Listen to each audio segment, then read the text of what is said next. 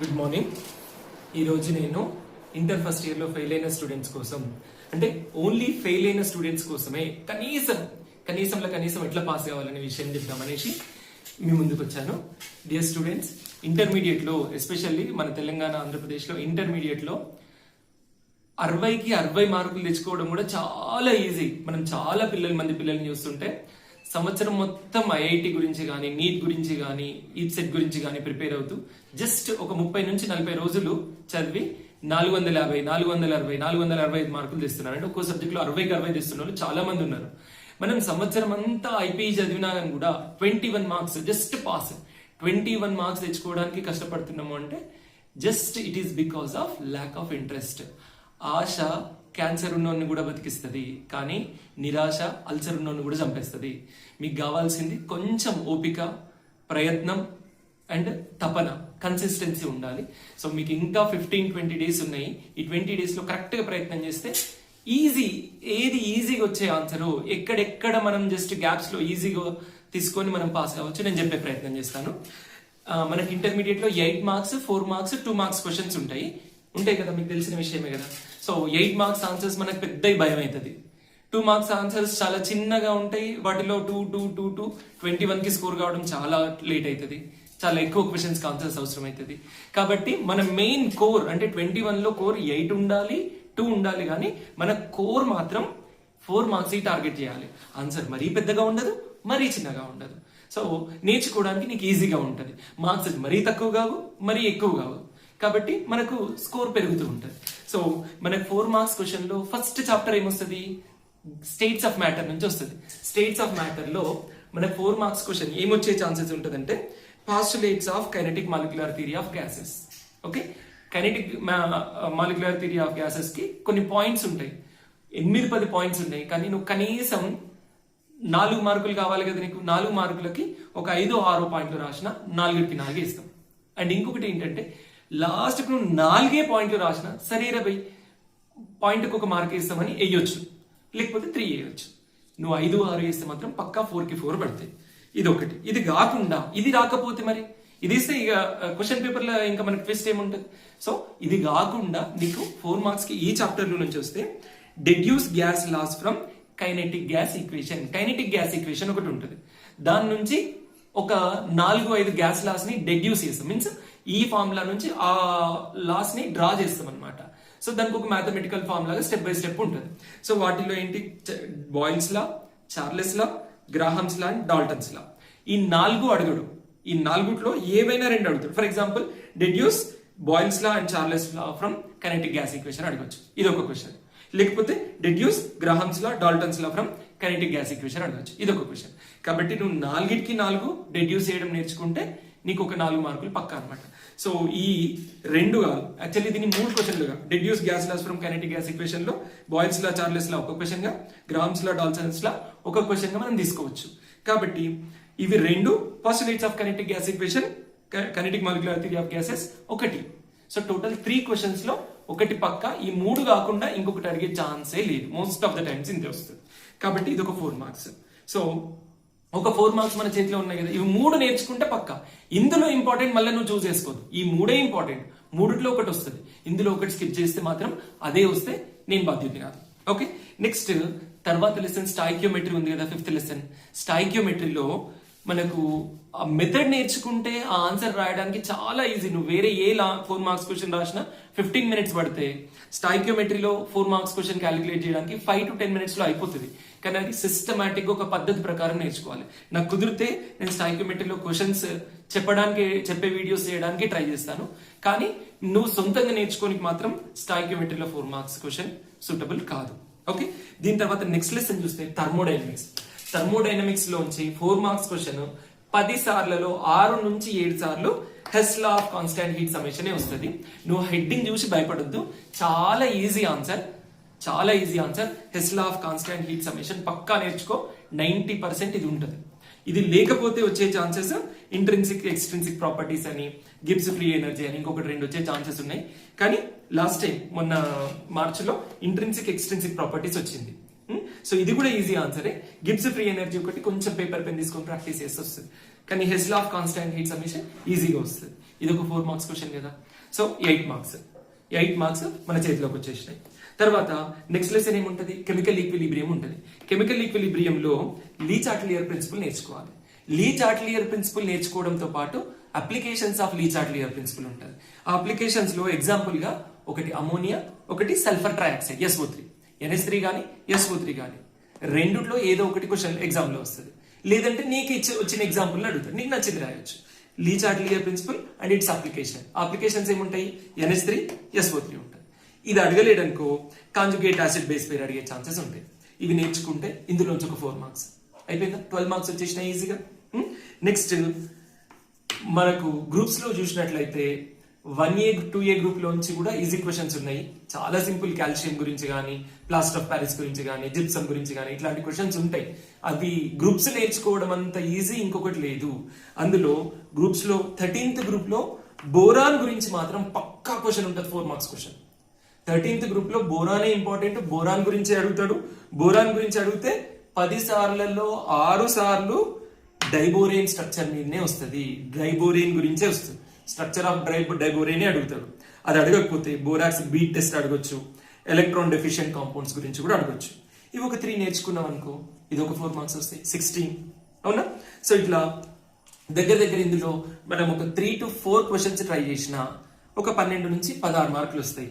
అంతేకాకుండా అన్ని questions attend చేయాలి. 6 చాయిస్ ఇస్తాడు కదా, 6 రాయాలి కదా 4 మార్క్స్ లో.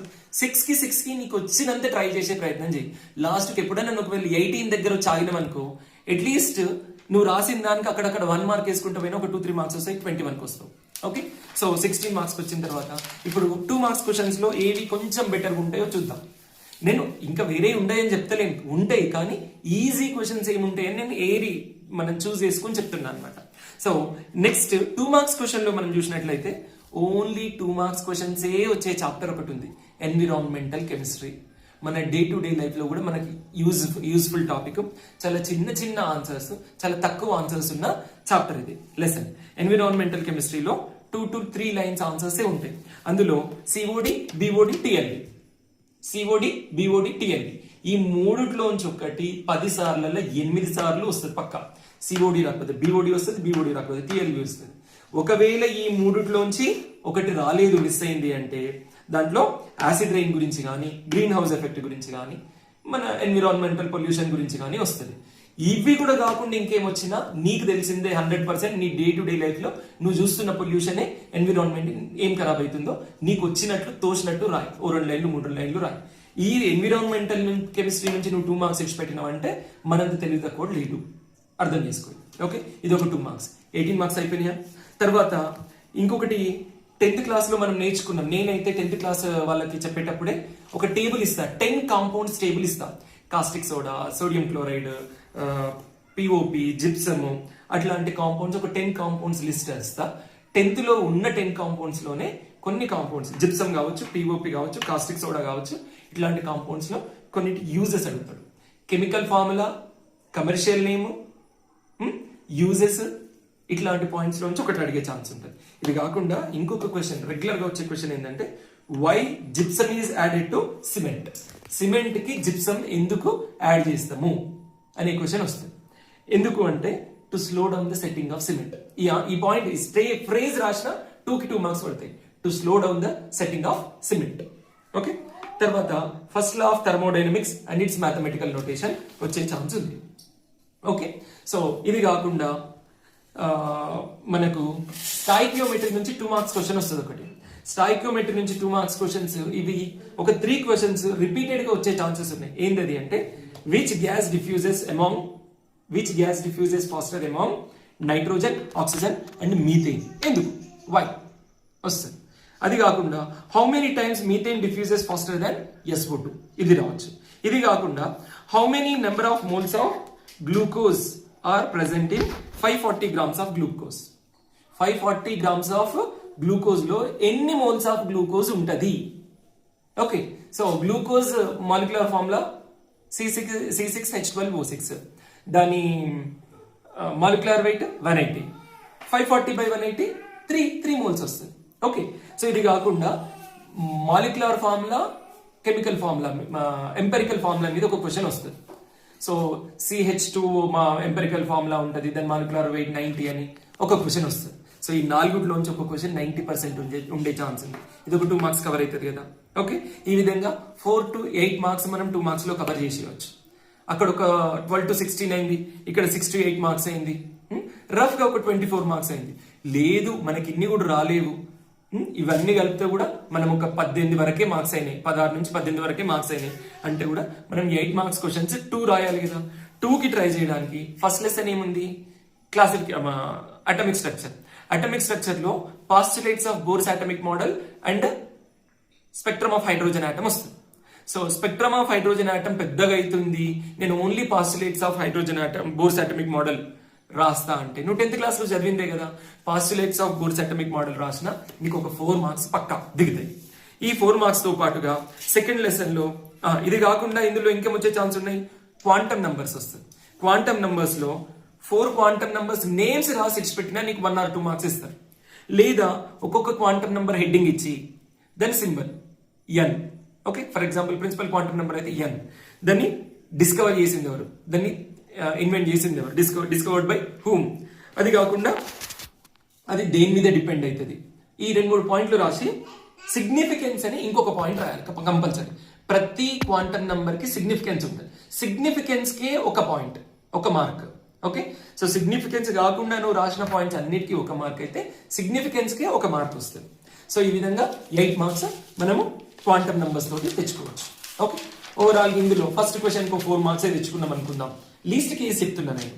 ఓకే, ఇదే కాకుండా సెకండ్ లెసన్ ఏముంటది, classification of elements and periodic table నుంచి 3 క్వశ్చన్ లో ఒకటి వస్తుంది. ఏంటది, write an essay on SP, D and F blocks.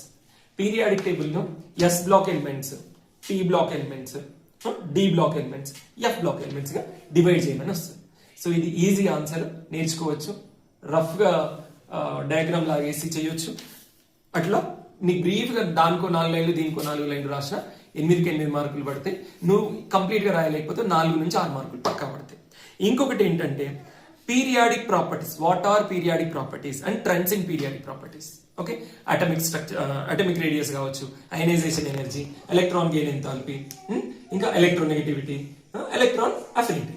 ఈ 4-5 పాయింట్లు రాస్తే వాటి గురించి డెఫినేషన్, పీరియడ్ లో ఏమైతుంది, గ్రూప్ లో ఏమైతుంది రాసేయచ్చు. ఇది రాసిన 8కి 8 మార్క్స్ వస్తాయి. సో నువ్వు సగం సగం రాసినావు అనుకున్నా కానీ కూడా ఓ 4 మార్క్స్ కవర్ అయ్యే విధంగా రాయొచ్చు. ఇంకొక క్వశ్చన్ ఏది వచ్చే ఛాన్సెస్ ఉందంటే IE2 is greater than IE1, explain, and factors influencing ionisation energy అని ఇంకొక క్వశ్చన్ వస్తుంది. 3వ question, IE2 is greater than IE1, explain అన్నప్పుడు IE1 డెఫినేషన్ రాయాలి, IE2 డెఫినేషన్ రాయాలి, IE2 IE1 కంటే ఎందుకు ఎక్కువ ఉంటుంది అనే రీజన్ ఎక్స్ప్లెయిన్ చేయాలి. 4 మార్కులు అయిపోయిందా. Factors influencing ionisation energy, ionisation ఎనర్జీని ఇన్ఫ్లుయెన్స్ చేసే ఫ్యాక్టర్స్ ఏంటి, న్యూక్లియర్ ఛార్జ్, అటామిక్ రేడియస్, తర్వాత screening effect, penetration power, stable electronic configuration. ఇది ఒక 5 పాయింట్లు ఉన్నాయి. 5లో నువ్వు 4 రాసిన 4 మార్కులు వచ్చేస్తాయి, 8 మార్క్స్ వస్తాయి. 8కి 8 వస్తాయి. మీరు కరెక్ట్ గా రాస్తే ఇంటర్మీడియట్ లో పేపర్ వాల్యుయేషన్ పర్ఫెక్ట్ గా ఉంటది, ఒక్క మార్కు కూడా మిస్ కాదు. నువ్వెంత రాస్తే అంత మార్క్స్, అన్ని మార్క్స్ వస్తాయి. అర్థమైందా. ఇందులో లీస్ట్ కేసు 16 మార్క్స్ కి నువ్వు సరిగ్గా రాయకపోతే 8 మార్క్సే వచ్చినా టోటల్ గా అక్కడ 12 వేసుకున్నా, ఇక్కడ 4 మార్క్స్ లో 12 వేసుకున్నా, 2 మార్క్స్ లో 6 వేసుకున్నా, 8 మార్క్స్ క్వశ్చన్స్ లో 8 వేసుకున్నా, 26. యాక్చువల్లీ మన టార్గెట్ ఏంది 21. 26 కు మనం మినిమం రాసుకున్నా మనకు 21 క్రాస్ అవుతాం, పాస్ అయిపోతాం. ఇంత ఈజీ టాస్క్ కూడా మిస్ చేసుకోవడం మనకు చాలా నష్టం. అట్లీస్ట్ నేను చెప్పిన క్వశ్చన్స్ అన్నా రాసే ప్రయత్నం చేయండి. ఈ క్వశ్చన్స్ కి ఆన్సర్స్ నేను నెక్స్ట్ వీడియోస్ లో ఎక్స్ప్లెయిన్ చేసే ప్రయత్నం